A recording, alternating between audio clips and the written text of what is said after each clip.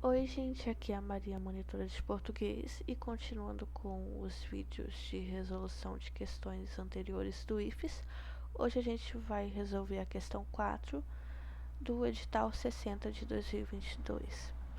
E o enunciado diz: observe a sequência abaixo. E a gente tem aqui no primeiro quadrinho a foto de um pintor que está pintando ele mesmo com o pincel na mão, criando como se fosse uma espécie de espelho, né? E aqui na segunda parte a gente vê que ele fez a pintura de todo esse primeiro quadrado e tirou uma foto do lado. E aqui na terceira parte a gente vê a mesma coisa, que ele pintou toda essa segunda cena aqui e também tirou uma foto do lado. E com base nisso o enunciado pergunta: nessa sequência, né, pode-se dizer que há como recurso, de modo mais evidente. E aqui a gente tem várias alternativas com diversas figuras de linguagem. Então vamos relembrar cada uma dessas figuras de linguagem e tentar identificar qual se relaciona melhor com essa figura. Na letra A gente tem antíteses e paradoxos. Então vamos relembrar um pouco o que é antíteses e paradoxos. A antítese é o uso de palavras ou ideias opostas dentro de uma mesma frase. Só que quando você lê a frase, você percebe que essa oposição é lógica e possível, e essas palavras estão sendo colocadas lado a lado para dar destaque. Então, a gente tem essa frase exemplo: ela tinha uma triste alegria no olhar. A gente percebe que as palavras triste e alegria são opostas, só que quando a gente lê a frase, a gente percebe que essa oposição é lógica e faz sentido, a gente consegue entender o que o autor quis dizer. Já o paradoxo é quando se juntam ideias opostas de forma que parecem contraditórias ou impossíveis, só que elas têm um sentido profundo. Então ela vai além de uma simples oposição. Ela quer criar uma contradição aparente que vai levar à reflexão. E na frase de exemplo a gente tem: estou dormindo acordado. Dormindo e acordado são ideias opostas que parecem impossíveis, né? Porque não tem como a pessoa dormir e estar acordada ao mesmo tempo. Só que essa frase acaba criando um sentido maior. E olhando para a sequência de tirinhas aqui em cima, a gente não percebe nada que traga ideias opostas. A gente tem uma continuidade do processo de pintar o quadro e tirar a foto. Então a gente pode eliminar essa letra A por enquanto.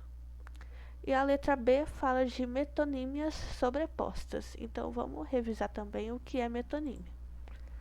E a metonímia é o uso de uma palavra no lugar de outra com a qual ela tem uma relação de proximidade. Então, é quando a gente troca um termo por um relacionado a ele. E mesmo assim o sentido fica claro.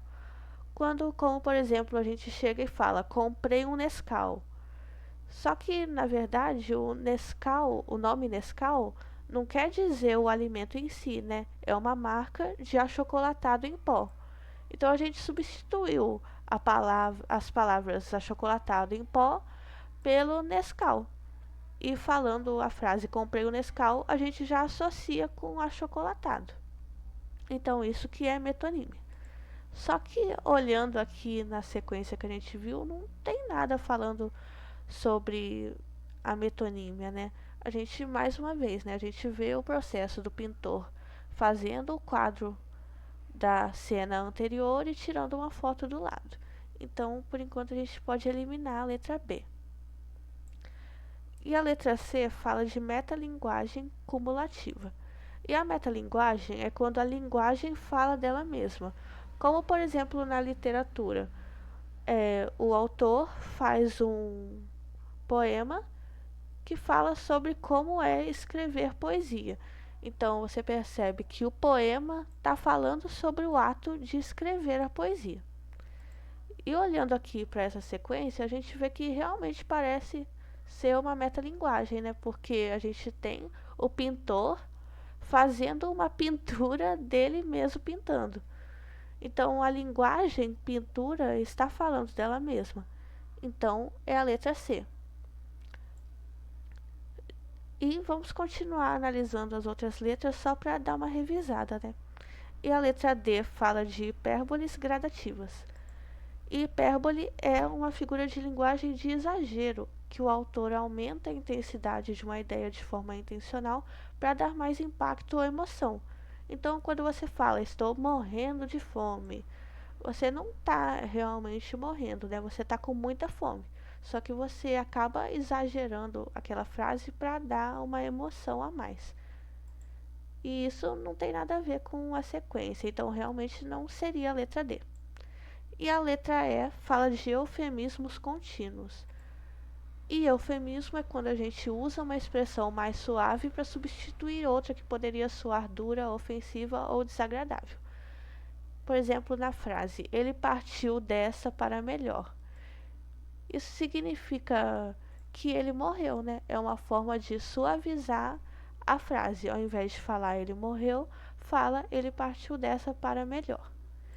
E isso também não tem a ver com a sequência de figuras que a gente viu. Então a resposta é realmente a letra C, metalinguagem cumulativa.